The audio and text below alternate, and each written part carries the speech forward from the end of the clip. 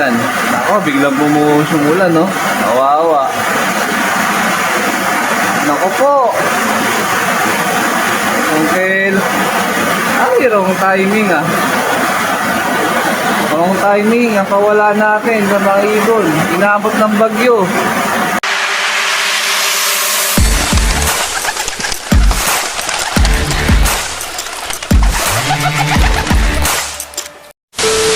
Good day mga ka-EA! So for today's video, so ito yung loft visitor natin na masiga pa sa pinaka-ibon natin dito. Ayan, oh.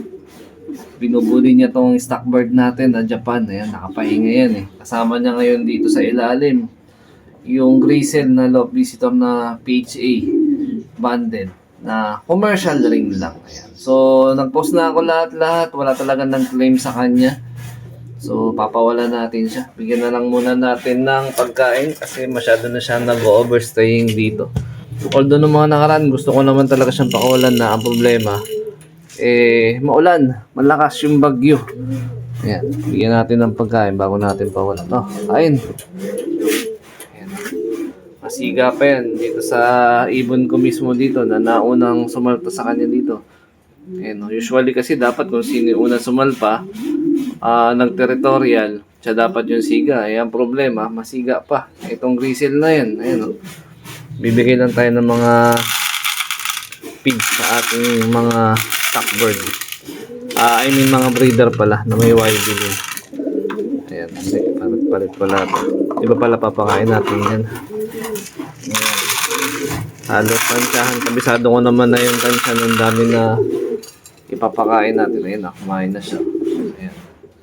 Feel at home na to eh. Pero papawalan na natin. Kahit anong mangyari, maliwanag naman na rin sa labas. Ayan. Ito, mga YB to eh. Ayan. Okay na yan. Tapos ito, lagayan ng tubig. Ito rin, mga tubigan natin. Bigyan lang natin ng pagkain bago natin pakawalan yung ating bisita. Ayan. Tapos iba to sa ibabaklasin ko na rin to. Yung huling-huling naging clutch nila na dapat ipipisa na tinayuan. Ayan. Hindi na nila nilimliman. Kaya babaklasin na lang natin yung breeder na yan muna. Papahingin natin.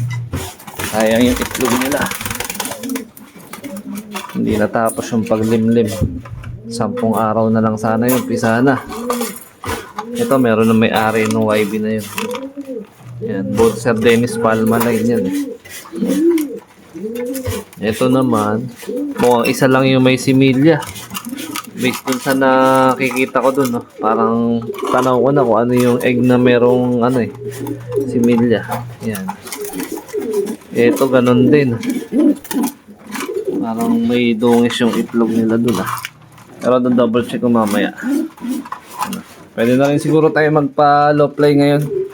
Medyo may ambon pa, pero konting-konti na lang naman yung ambon. Mas maliwanag na. Ayan. So, today is Tuesday morning. So, mahaba-haba ang pahinga nung ating natapos na Tugigaraw race, no? Kasi nga, Sabado pa lang, nagkaroon na tayo ng piplap. Gawa ng pinaaga, gawa nga na sa malakas na bagyo. So, successful naman yung pauwi natin ng Tugigaraw Lap. Yun nga lang, kapos palad tayo. Yan. Hindi tayo pinalad na dumating siya na mas maaga noong mga oras na pinuntahan siya dito ng tropa. No? So, nasalisihan yung tropa. Sobrang alanganin kasi talaga yung dating niya. 4 minutes na lang o 3 minutes na lang nung oras na dumating siya. Wala na yung tropa kasi may ginagawa din eh. Ayun. So, di na siya na-clock. Although napuntahan pa, kaya lang lagpas sa oras. Yan. Meron pa namang last 2 laps. So, ang magiging siste, ang loading ng last 2 laps is sa main loading station na ng BBC sa may Galman, sa may Valenzuela na. Naghahanap kay Choknat kung ano yung latest update simula nung di natin siya naikarga ng Tugigaraw Lap, no? So, successful naman nakauwi siya ng Bigan. Na-late siya ng 8 minuto noon. Pero meron siyang malaking dahilan kung bakit. Masama na pala kasi talaga yung timpla niya noon. So, ang masaklap na imidtos ko pa siya nung after Bigan race. So, ito na yung status niya. kahit pa paano nagbuo na yung droppings niya. Ayan, oh. Unlike nung mga nakarang araw, talagang basa. Tapos sabay maramlay siya. Pero ngayon, ayan, nakaka-recover na siya ng pakunti-konti. Medyo nipipis talaga ng bagay yung katawan niya. Tsaka pansin nyo naman, stress na stress. Tsaka halatang masama ang timpla niya. Pero yan, nare-recover na natin yung ibon. Kahit pa paano, maganda na rin naman yung response niya sa mga ginagawa ko sa kanya recover. Tapos syempre, yung ikakarga natin sa aparilap, ito, si Frankie Boy. Ayan. So, kahit pa paano, maganda na ulit yung kondisyon niya. Ayan. Ayan, motivated na rin kasi nga nag-itlog yung pares niya. No, last time na bago natin siya ikarga ng tugigaraw. Okay, no? Yabang na, oh. Yabang mo, ah. Ayan, oh. Buong-buo na yung katawan, no? Martes pa lang. Ayan, pansin nyo, lapad na ng balikat tsaka ng dibdib.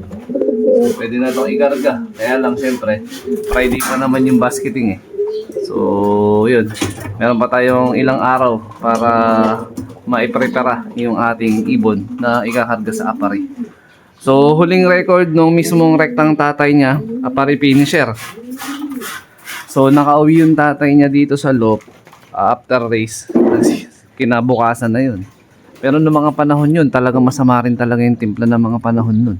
Parang ganito din, maulan nung nirelease sa sa apari. So, di tayo pinalad na mag-clock nun. Pero nakauwi siya. Pero pagdating ng Santa Ana, Cagayan, last lap, doon na siya nawala. Ayan. So, ano kaya mangyayari sa istorya ng kwento ng karera nito ni Frankie Boy? A few moments later. So, ito na yung Grisel na loop visitor natin. Papawalan ko lang. Gumanda na ng todo yung katawan nito dito sa loop, eh. Halos 3 days or 4 days ata rin siya na nag-stay sa stockbird loop ko. So, papakawalan na natin. Makakabalik na to panigurado sa tunay na may-ari. Ayun yung ring band, oh. PHA oblong na commercial ring. Ayan, uwi ka na. Mukhang nakapwede ring to, eh. Nung nakita ko yung bagwis, meron pa siyang nakakat na na bagwis bandang 8, 9, 10 ata. Pero makakalipad na to. Ayan, oh.